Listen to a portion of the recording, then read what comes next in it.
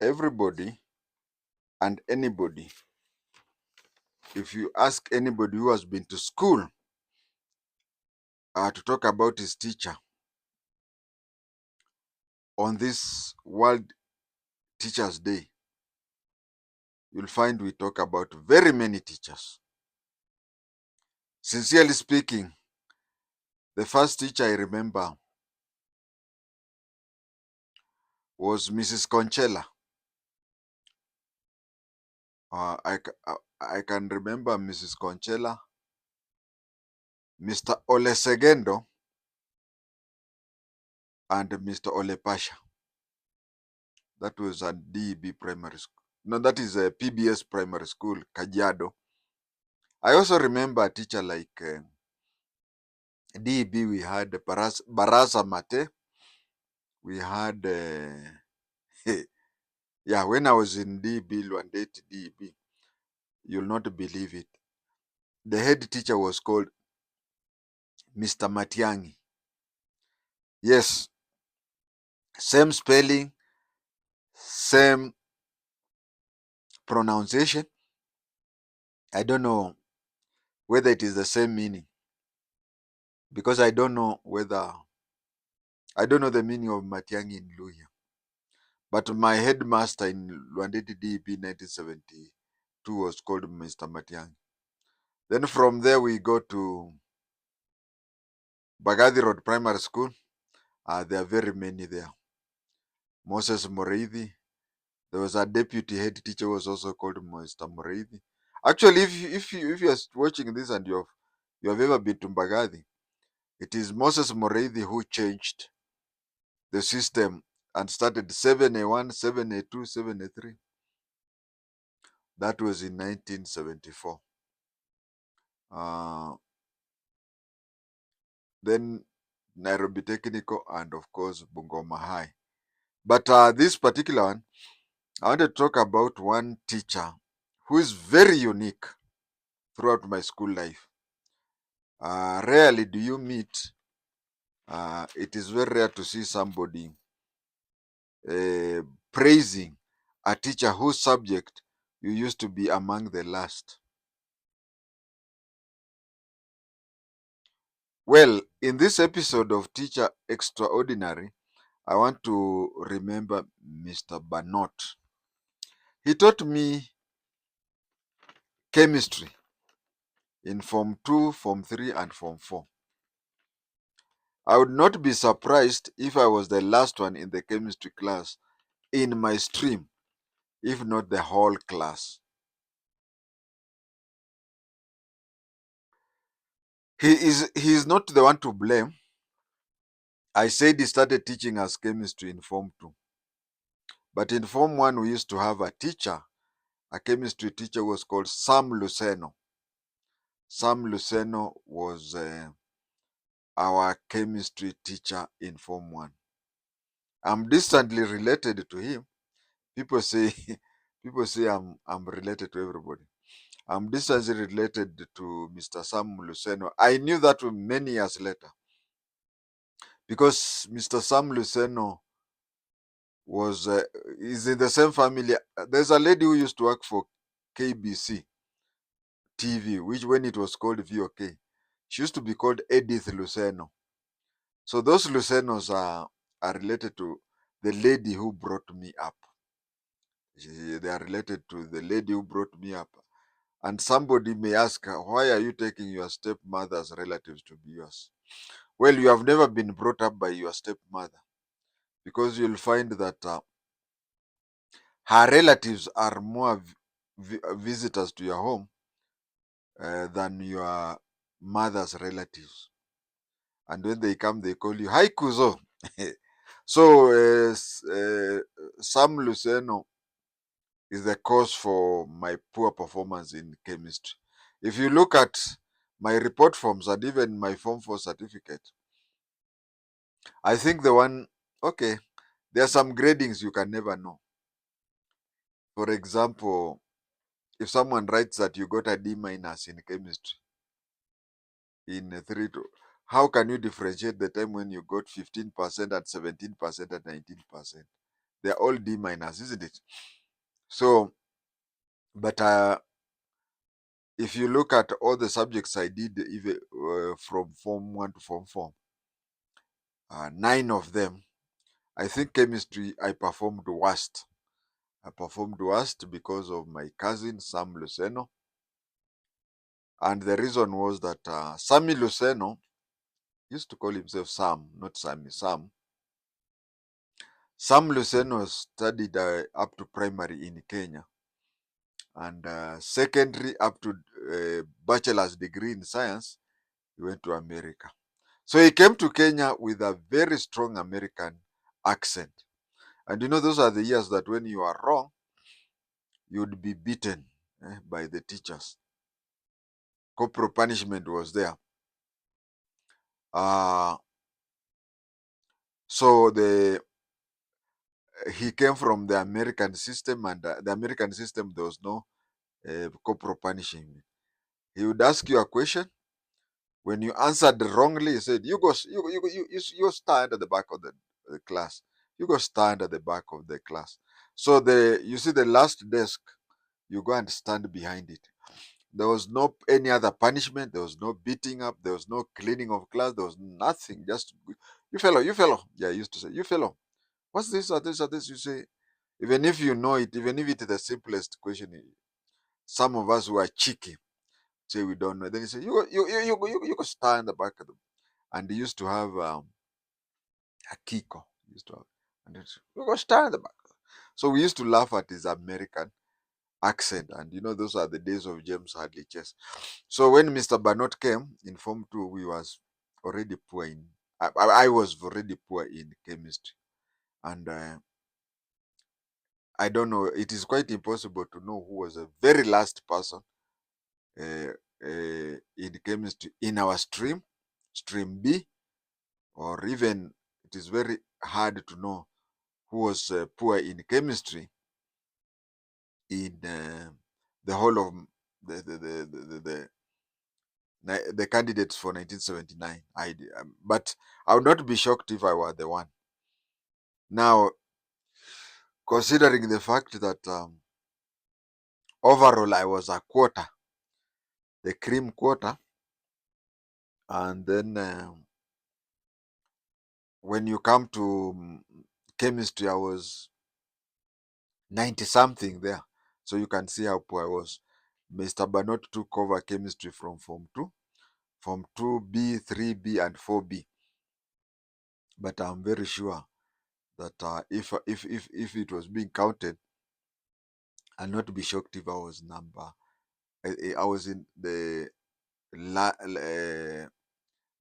90 to 100 there. Although some subjects like maths I was leading, and it is quite funny because for somebody to be very good in maths and fail in, okay, from 2 to Form 4 we were doing physical science. We were doing physical science. I think that one is what made my marks a bit better. We used to have pure science and physical science. Pure science meant that you did chemistry and no, chemistry and physics different. But physical science, it meant that physics and chemistry was combined. It was a combined subject. So I think even my physics had to get that beating because of chemistry. But he taught me a lot in life skills that I remember him very well. That it surpasses my failing in sciences. He taught me other non-chemistry lessons, which I want to feature in this episode.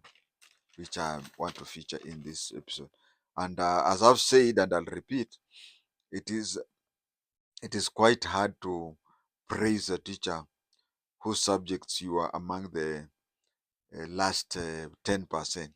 He taught us some biology. In technical schools, there were no both biology and history. History subject was not there. The last history subject I did was in primary, uh, and also there was no biology. But he used to teach us basic biology. Um but most importantly, I remember, I mean, first of all, when he's teaching us biology, I remember he used to teach us something like transgender. And the first time I ever heard of transgender operation, I had it from him. But most importantly, he taught us, me specifically, socialism, yeah, communism, and penny wise, pound foolish. And surprise, surprise, the type of intelligence he taught me uh, was better than, it was second to Mr. Okatu. His was second to Mr. Okatu. Okatu, who was, I think, the best teacher in intelligence in Kenya's history. You ask anybody, the NIS will tell you that the best teacher in intelligence is Mr. Okatu. So I can say that he taught me. He could Professor. There's somebody Gashia. We used to have a very good teacher in special branch who used to be called Superintendent Gashia, but we used to call him Professor Gashia. I think his Professor Gashia might be better than him slightly. My classmates may tell you that during that is my classmates in the intelligence will tell you that during the trainings at special branch training school, I used to be ahead of them in some subjects, and that was because of Mr. Banot. Mr. Banot, I don't know, I can't know where he got these things about basic intelligence, but he used to brief us a lot of things. And when we went for intelligence, I could remember, anything taught to somebody who's 15 years and it enters his or her head, I don't think it ever get out. I remember him teaching me about transgender. I think I've said about that. Most of these subjects used to happen during between the lessons.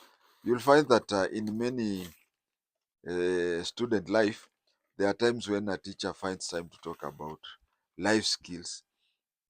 I think when you have covered the syllabus and you're ahead of, and then the few minutes he tries to teach you, you'll find that my sons are very good in the game of chess. My sons are very good in the life. They inherited and even overtook me in the interest of chess. I remember when I was at the Technical High School, Nairobi, uh, the teachers there used to like chess a lot. The staff room, anytime a teacher is free, they would play chess. And we had a few occasions when, even in classes, we could hear them fighting. mm. At times they get hold of each other and start fighting because of someone has played chess wrongly or something like that. But Mr. Banot is the first person to teach me about chess, and from there I got interested, and my sons inherited from it. Uh, if you compare my chess today with my sons, it's like comparing school certificate with a master or with a postgraduate degree. It's like they have postgraduate degree and me I have a school certificate. The postgraduate they got after they inherited it from me, and I inherited from Mr. Banot. There is another thing that he taught us, which was the English say penny wise and pound foolish. He used to give us an example of someone who would walk from Gara to CBD. Those days, CBD used to be called town. So he used to tell us, I don't want to give the examples of the money then, because money used to be like from a student using a school, what do you call, you are a student using a bus pass would pay 50 from Muslim girls to Madaraka Estate, you'd pay 60 cents, and if you walk to town, you'd pay 50 cents. But if you don't have a student's if you don't have a student's bus pass, you paid double. So you pay 1 shilling 20 cents from Muslim girls to Madaraka Estate, and 1 shilling from town. Or if you're from Garand, you're going to town, you'd pay 50 cents. So he used to tell us, instead of you wanting to, I mean, you say you want to save the 50 cents, then you walk to town, and upon arriving in town, you take a drink, a cold drink, and then you look at your shoes and see they have dust, and then you'll go to a shoe shiner. He would say that all paid together will be more expensive than you taking a bus. So he used to tell us that some of the things we do in life, where we are trying to appear as though we are saving money, usually it is that we spend more. That is what the English say, penny wise, pound foolish. He also taught us in great details the difference between communism and socialism. In fact, most communists people want to brand themselves as socialist. He gave us the example of vijiji vya ujamaa in Tanzania. He used to tell us that Tanzania, everybody was moved out of his shamba. The shamba became nationalized. And if you wanted to farm, you went and hired the farm from the government. When you hired the farm from the government, the profit is yours. That is socialism. But in communism, everybody was employed to farm for the government.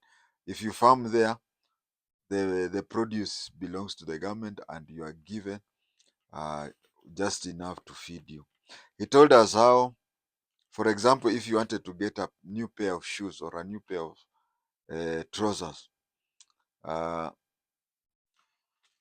you could not go and buy it from the shop. In Kenya, even those days, Kenya that time we were somehow leaning towards socialism, uh, because we had what we used to call, I don't know whether it is still there. We used to have something called mixed economy. Mixed economy was neither socialist nor capitalist, but somewhere in between. But then he used to tell us that in a communist country, if you want to buy a new pair of shoes, you go to the location chief. You go to the location chief, tell him you want a new pair of shoes. When you say you want a new pair of shoes, I will look at the shoe and say, hii peleka tu kwa fundi akushonea, and then itarudi mzuri.